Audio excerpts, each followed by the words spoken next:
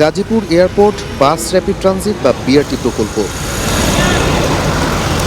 যানজট কমানো আর দ্রুত পরিবহন সেবা চালুর প্রতিশ্রুতি নিয়ে শুরু হলেও ৯৭% কাজ সম্পন্ন হলেও কার্যত বর্তমানে মুখ থুবড়ে ভোগান্তির মূর্ত প্রতীক হয়ে উঠেছে দেশের প্রথমেই বিআরটি প্রকল্প।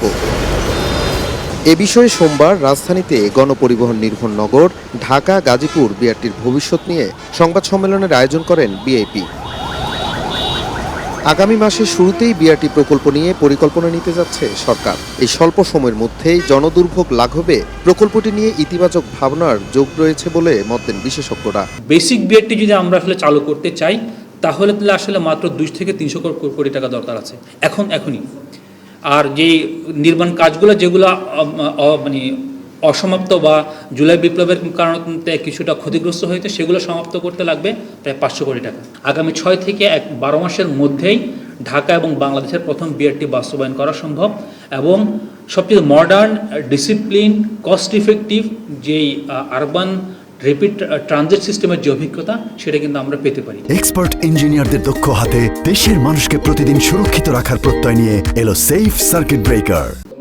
এ সময় সড়ক মহাসড়কে অটোরিকশার বৃদ্ধির নেপথ্যের কারণ তুলে ধরার পাশাপাশি বিআরটি প্রকল্পের গুরুত্ব তুলে ধরা হয়। 2005 সালে যেই কনসেপশনটা দেওয়া হয়েছিল, যেটা সারা পৃথিবী জুড়ে সমাদৃত, সেটা আজকে আমরা প্রায় 2 দশক পরেও আমরা সেটাকে কোথাও ঢাকা শহরের কোথাও সফল বিআরটি করতে পারলাম না। গাজীপুর ঢাকা পুরো শহর জুড়ে যে বিআরটিটা পুরো শহরের মেইন স্পাইন দিয়ে যেতে পারতো, সেটাকে প্রথমেই বলা হলো এটা বাংলাদেশে সম্ভব না বিধায় এটাকে প্রথমে কেরানীগঞ্জ থেকে বলা হলো মহাখালী পর্যন্ত আনবেন।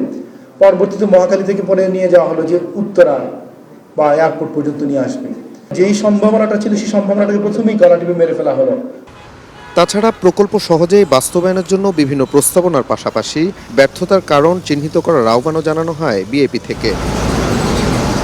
Nazmul Hasan, star news, Dhaka.